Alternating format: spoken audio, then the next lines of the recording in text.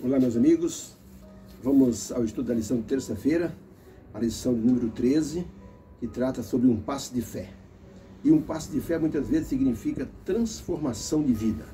Se nós olharmos o que Deus tem feito com as pessoas que estavam numa situação assim até marginalizada, e hoje são pessoas respeitáveis, são pessoas assim benquistas por causa da transformação do Evangelho.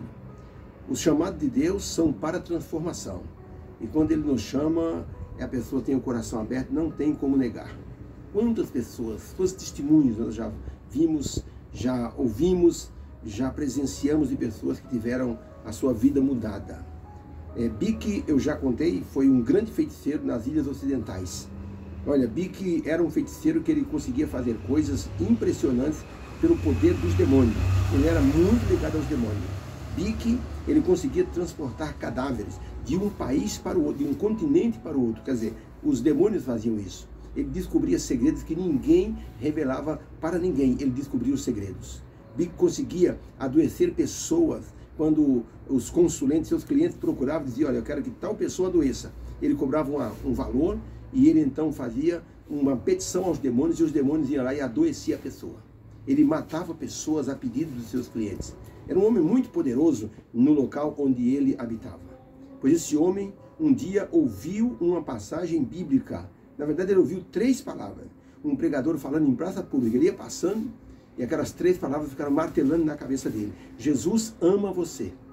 Ele ficou com isso 30 dias martelando. Ele foi procurar aquele pregador, conversou com o pregador e iniciou-se aí a grande transformação de Bique. Uma luta que durou 1 ano. Os demônios não queriam soltar Bique, mas pelo poder do Senhor Jesus Cristo tiveram que soltar. Tiveram que deixar que ele tomasse o rumo assim, da salvação. Bique enfrentou 1 ano de luta com os demônios, até que finalmente ele foi batizado. Mais de 1.500 pessoas estavam na praia quando Bique desceu as águas batismais. Foi assim um espetáculo maravilhoso do poder de Deus na transformação de vida.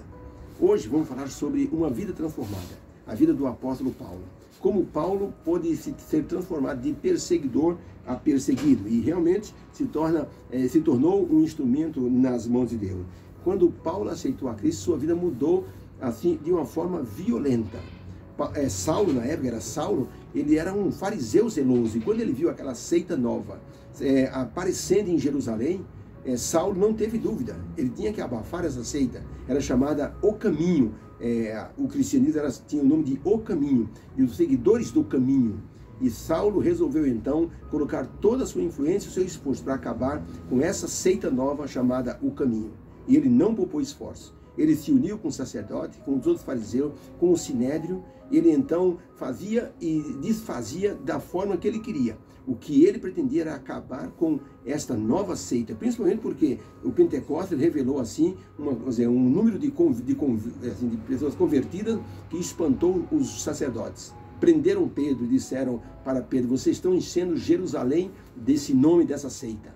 E então Pedro disse, olha, debaixo do céu não existe nome pelo qual os homens devam ser salvos, senão pelo nome do Senhor Jesus. E proibiram Pedro. Como Pedro não parou, a perseguição continuou, e Saulo então se virou de uma forma assim violenta contra os cristãos, a ponto de pegar cartas para prender e matar quem estivesse seguindo o nome do Senhor Jesus. Foi então que ele recebeu o grande chamado. E a pergunta número 4 é, como o aparecimento de Jesus para Paulo, ou para Saulo, mostrou qual era o propósito do chamado para ele. Aí nós temos a passagem de Atos 9, 3, 6 e 10 a 20. Onde diz que quando ele estava seguindo viagem, se aproximando de Damasco, onde ele ia fazer a grande investida contra o cristianismo, subitamente cercou Saulo um resplendor de luz do céu. E caindo por terra, ouviu uma voz que lhe dizia, Saulo, Saulo, por que me persegues? E ele perguntou, quem és tu, Senhor? Olha a expressão, quem és tu, Senhor? Reconhecendo aqui uma soberania. Quem és tu, Senhor? Respondeu o Senhor, eu sou Jesus a quem tu persegues. Mas levanta-te e entra na cidade, e lá te será dito o que te cumpre fazer. Verso 10. Ora, havia em Damasco certo discípulo chamado Ananias. Ordenou-lhe o Senhor: levanta-te, vai à rua chamada direita, procura a casa de um homem chamado Judas, e ali você vai encontrar um homem de Tarso chamado Saulo, pois eis que ele está orando.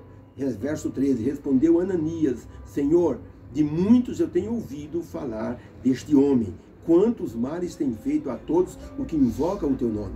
Disse-lhe, porém, o Senhor: vai, porque este é para mim um vaso escolhido para levar o meu nome perante os gentios, pois eu lhe mostrarei quanto lhe cumpre padecer pelo meu nome.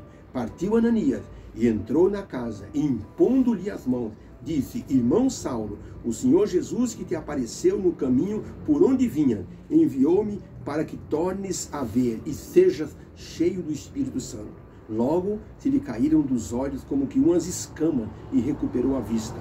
Então, levantando-se, foi batizado, e tendo tomado alimento, ficou fortalecido. Depois demorou-se alguns dias com os discípulos que estavam em Damasco, e logo nas sinagogas pregava a Jesus, dizendo que este era o Filho de Deus.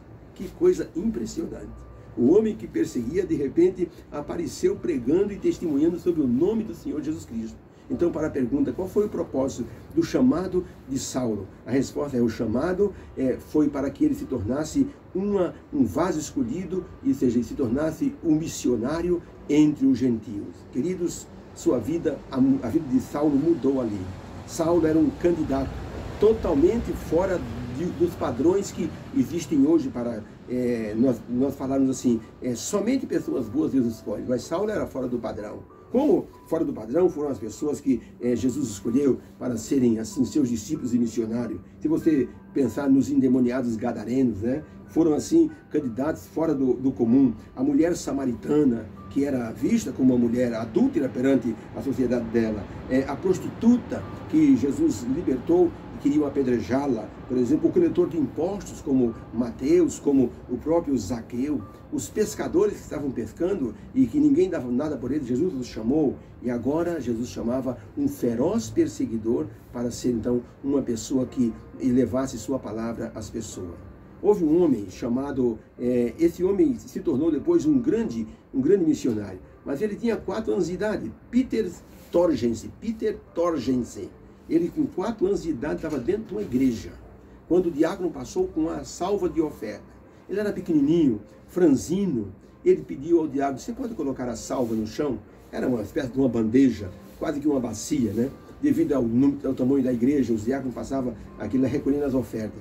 Na hora que passou no banco onde ele estava com o pai e a mãe, ele disse: o senhor pode colocar a salva no chão, que eu quero dar uma oferta para Deus. O diácono colocou a salva no chão, ele tirou o sapatinho dele e de meia entrou dentro da salva, se acocorou, se abaixou e disse: Jesus, eu não tenho dinheiro, mas eu me entrego inteiro para o Senhor. Gente, todo mundo ficou emocionado na igreja. Esse menino se tornou depois um dos grandes missionários da China, que chegou a traduzir a língua na língua chinesa. A Bíblia na língua chinesa, melhor dizendo. Que coisa impressionante. Como a pessoa pode receber um chamado desde criança e se tornar uma bênção? Saulo recebeu o chamado já adulto, mas, gente, foi um contato só que ele teve com Jesus e transformou a vida dele. Aqui tem uma pergunta assim: como o apóstolo Paulo, mesmo preso, ele pregava o evangelho e como ele encarava o fato de que, se preciso fosse, ele daria a vida para salvar a pessoa.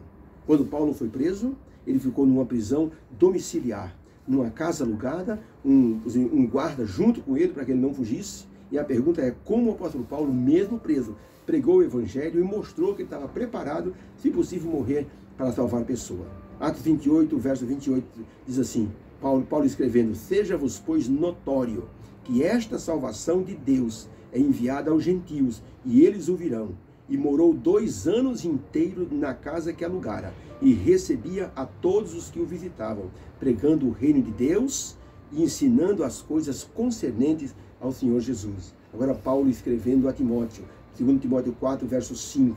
Tu, porém, Timóteo, sê sóbrio sofre as aflições, faze a obra de um evangelista, cumpre o teu ministério. No verso 6, quanto a mim, eu já estou percebendo que chega o tempo da minha partida.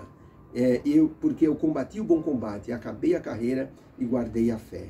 Desde agora, a coroa da justiça me está guardada, a qual o Senhor, justo juiz, me dará naquele dia, e não somente para mim, mas para todos quanto amam a sua vinda. Então, para a pergunta, de que forma Paulo, mesmo preso, mostrava que estava assim, pregando o evangelho e, se possível fosse, morreria pelas pessoas?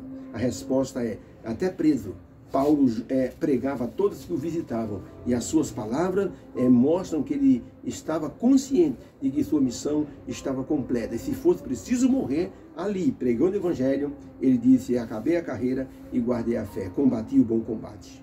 O apóstolo Paulo pregou muito e ajudou muito o jovem Timóteo a enfrentar as aflições da missão de salvar alma. Não é fácil salvar alma. É uma missão que Deus nos dá e que muitas vezes pode, assim, solicitar de todos nós um sacrifício. Havia um homem na China chamado Xiu, o nome dele era Xiu.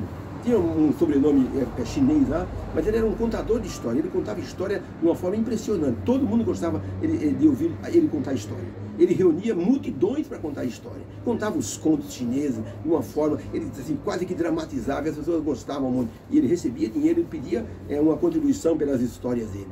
Pois um dia ele ia passando numa praça, ele viu um homem falando uma história sobre Jesus. Ele parou e ficou olhando. O pregador contou aquela história. Pois ele captou aquela história e lá nos encontros dele com a multidão, ele contava aquela história. Mas ele queria saber mais. E um dia, andando pela rua, ele encontrou as folhas, 5 folhas do livro de Marcos. Ele leu e tinha ali 2 histórias de Jesus, mas a última história estava incompleta. E ele queria saber essa história. Ele não achou mais aquele pregador.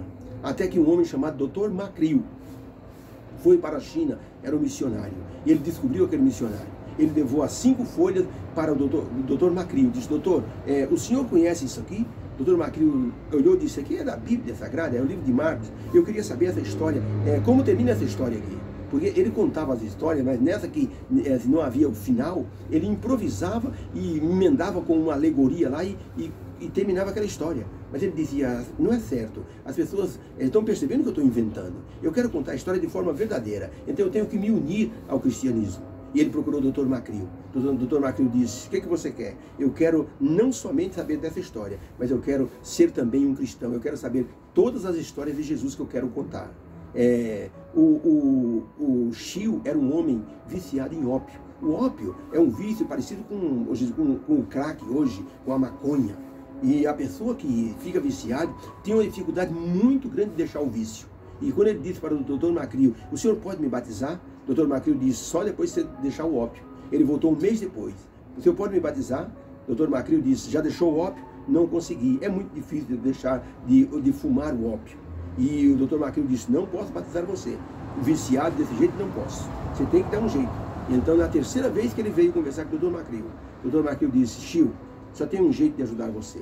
Você não vai ter força para deixar esse vício. Na época não existia clínicas de recuperação. O Dr. Macrio disse, eu vou me ajoelhar com você. Eu vou pedir força do céu para você. Orou, impôs as mãos sobre Xiu. Ele recebeu aquela oração.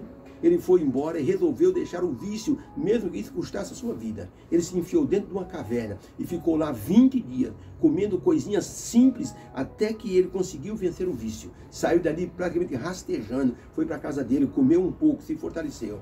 Foi lá na casa do Dr. Macrio e disse, Dr. Macrio, eu consegui vencer o vício. Estou há 20 dias sem fumar ópio. O Dr. Macrio disse, então espere mais 10 dias. Esperaram mais 10 dias, Xiu não fumou mais ópio. E o Dr. Macrio batizou esse moço. Gente, se tornou um dos grandes missionários da China, transformado por Deus, foi chamado pelo poder de Deus. O apóstolo Paulo foi uma bênção que nós temos que respeitar como sendo uma bênção do Evangelho. Nosso chamado talvez não seja tão dramático como foi do apóstolo Paulo, mas Deus está nos convocando para que nós possamos utilizar a nossa vida para ajudar outras vidas a serem transformadas. Por isso, Deus abençoe você no estudo da lição de terça-feira, em nome de Jesus. Amém.